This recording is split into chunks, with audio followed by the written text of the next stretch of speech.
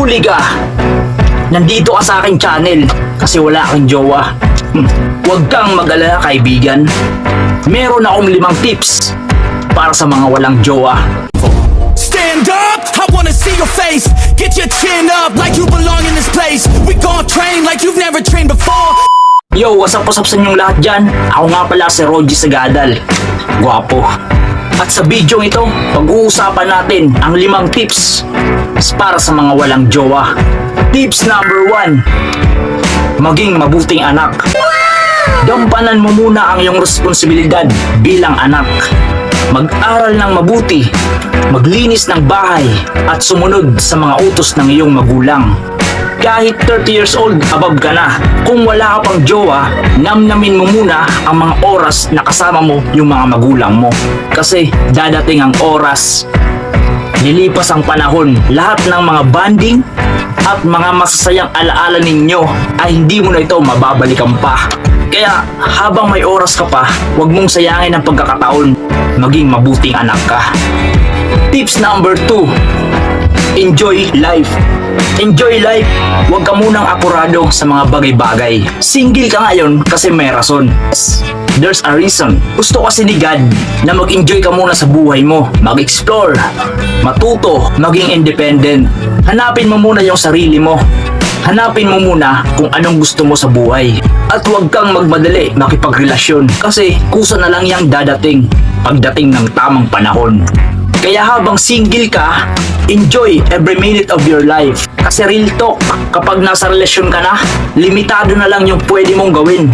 May nag-aalala na sa'yo, may nagkikare na sa'yo, may nag-update na sa'yo. Kasi mayroon ka ng jowa. Kasi nga, hindi ka na single. Meron kang taong pinapasok sa buhay mo. Yun yung taong mahal mo at nagmamahal sa'yo. Ay, sana all. Tips number 3. Mag-ipon. Habang single ka, may opportunity kang mag-ipon. Kasi wala kang masyadong ganap. Wala kang date, wala kang gala, wala masyadong gastos. Kaya makakapag-ipon ka talaga. Mag-ipon ka para sa future mo. Kasi napakahalaga ng pag-iipon, lalo na sa panahon ngayon. Kasi pag may ipon ka, pwede kang magnegosyo. At kapag naging successful ka, pwede kang yumaman. At ito palagi yung tandaan mo, pera ang paikutin. Huwag yung damdamin ng tao.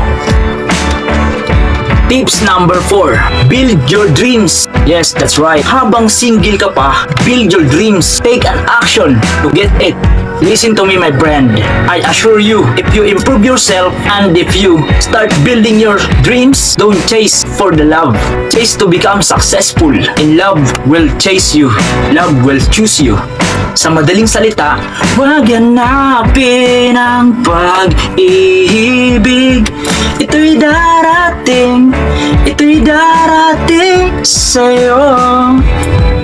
Tips number 5. Choose the one and only, the one that got away. What I'm trying to say is, kung magkakajowa ka man, piliin mo yung taong mamahalin mo habang buhay.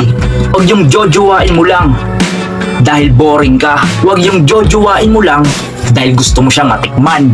Kung gusto mo ng matinong relasyon, humanap ka ng matinong tao na mamahalin mo.